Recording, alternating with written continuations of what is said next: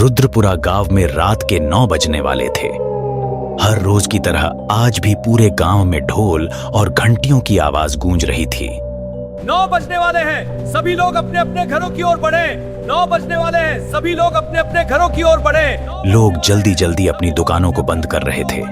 बच्चे भागते हुए घरों की तरफ जा रहे थे और कुछ ही मिनटों में पूरा गांव खाली होने लगा, क्योंकि गांव की गलियों में 9 बजे के बाद मौत का नंगा नाच होता है। गांव के मुखिया ठाकुर विक्रम सिंह ने अपने आदमी गोपाल को फोन लगाया।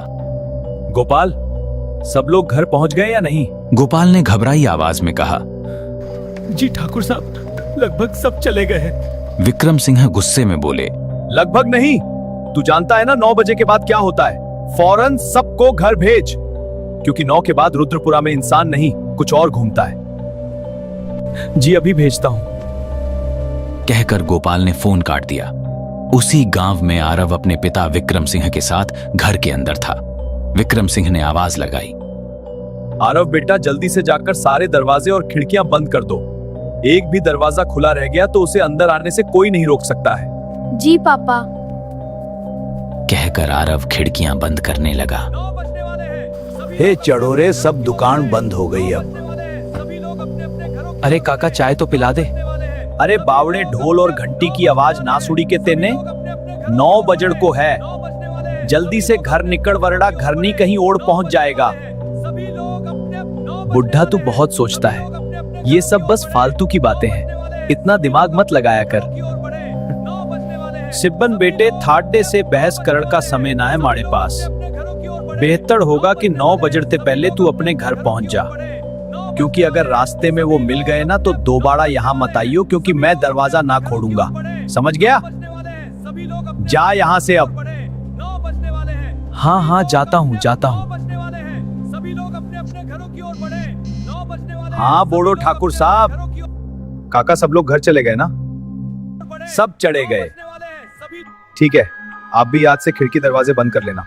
रोज फोड़ करके यही बोले है तू। अरे 8 महीनों से गांव में कुछ ना हुआ तो अब के हो जाएगा। 8 महीने पहले जो हुआ था वो दोबारा भी हो सकता है, इसीलिए सावधानी जरूरी है। आरव खिड़कियां बंद कर रहा था, तभी पीछे से आवाज आई। सुनो बेटा, पर्दे भी लगा देना। पर्दे क्यों पापा? खिड़कियां तो बंद है। कुछ चीजें दरवाजों से नहीं, नजरों से अंदर घुसती हैं। हम पर्दे उनसे छिपने के लिए नहीं लगाते, बल्कि इसलिए लगाते हैं कि हम उन्हें देख ना सकें।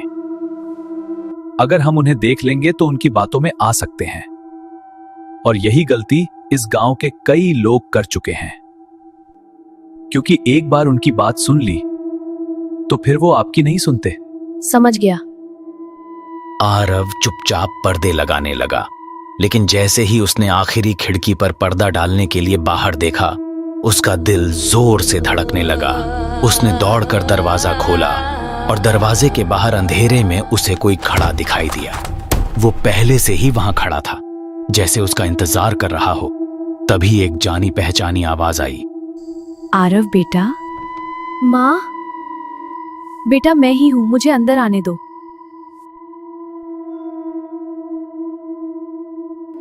लेकिन पापा ने कहा था कि आप मर गई हो।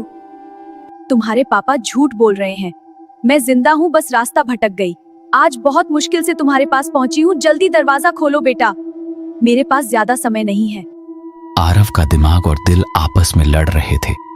कभी कभी सबसे बड़ा जाल प्यार बनकर सामने आता है। आखिरकार उसने कांपते हाथों से दरवाजा खोल दिया। दरवाजा खुलते ही वह ठिठक गया, क्योंकि सामने कोई नहीं था, क्योंकि वो अंदर आ चुकी थी, लेकिन दिख नहीं रही थी। माँ, आप कहाँ हो? वह घबराकर इधर उधर देखने लगा। तभी अचानक पूरे घर की लाइट बंद हो गई और अंधेरा छा गया। अंधेरा कभी खाली नहीं होता, उसमें कोई होता है। पीछे से किसी ने उसके कंधे पर हाथ रखा। वह डर के मारे चीखने ही वाला था कि आवाज आई। पापा! चुप चुप रहो बेटा, शांत हो जाओ। वो उसके पापा थे, लेकिन अगर वो पापा नहीं होते तो? तभी बाहर से वही आवाज फिर गूंजने लगी। आरव बेटा, मैं आ गई, तुम कहाँ हो? आरव दरवाजा खोलो बेटा। आरव बोलने ही वाला था कि विक्रम सिंह ने उसका मुंह दबा दिया। उसे जल्दी से एक कमरे में ले जाकर बंद कर दिया, क्योंकि एक अनजानी आवाज का जवाब देना मौत को बुलाना होता है। धीरे से बोले। वो तुम्हारी माँ नहीं है। बाहर से आवाज लगातार आती रही, आरव दरवाजा खोलो बेटा। लेकिन विक्रम सिंह ने उसे अपने सीने से लगाए रखा, क्योंकि वो तब तक नहीं जाती जब तक कोई जवाब ना दे दे। डर के मारे आरव धीरे धीरे अपने पापा के कंधे पर सिर रखकर सो गया। सुबह होने पर विक्रम सिंह ने उसे उठाया, क्योंकि सुबह ही एकमात्र समय है जब वो गायब हो जाती हैं। चलो तुम्हें कुछ दिखाना है। दोनों गांव के बाहर पहुंचे, जहां एक पुरानी जंग लगी बस खड़ी थी। आरव ने पूछा, हम यहां क्यों आए हैं? यही वो जगह थी जहां सच्चाई दफन थी। विक्रम सिंह ने धीमी आवाज में कहा, यही तुम्हारी माँ की मौत हुई थी। आरव सन्न रह गया। क्या हुआ था उस रात? विक्रम सिंह ने गहरी सांस ली। तभी विक्रम सिंह पूरी कहानी बताने लगा। लेकिन कुछ कहानियां सुनने के लिए नहीं, सहने के लिए होती हैं। उस रात हम शहर से देर से लौटे थे। सुबह के 4 बज गए थे। सारे घर बंद थे। तभी उन्होंने हमें देख लिया, और 4 बजे वो सबसे ज्यादा ताकतवर होते हैं। हम भागकर इस बस में छिप गए। मैं अंदर चला गया, लेकिन तुम्हारी मां पीछे रह गई, क्योंकि किसी ने उसे बुलाया था, बिल्कुल आज की तरह। उसे एक बच्चे के रोने की आवाज आई। एक बच्चा अंधेरे में खड़ा था। उसने कहा वो डर गया है, लेकिन वो बच्चा नहीं था। तुम्हारी मां उसे बचाने गई, और तभी अंधेरे से कई परछाइयां निकल आई। वो अकेली नहीं थी, वो कभी अकेले नहीं आते। उन्होंने उसे चारों तरफ से घेर लिया। कोई हंस रहा था, कोई उसे पकड़ रहा था। मैं सब देख रहा था, लेकिन डर इंसान को जिंदा होते हुए भी लाश बना देता है। सुबह होने पर वहां कोई नहीं था, तुम्हारी मां भी नहीं। आरव रोने लगा, क्योंकि कुछ लोग मरते नहीं, बस गायब हो जाते हैं। तभी रघु वहां आया। उसने एक रुद्राक्ष की माला निकाली और बोला, ये माला उस पुराने बस में थी, तभी वो बस के अंदर नहीं आ पाए थे। यही उन्हें रोकती है।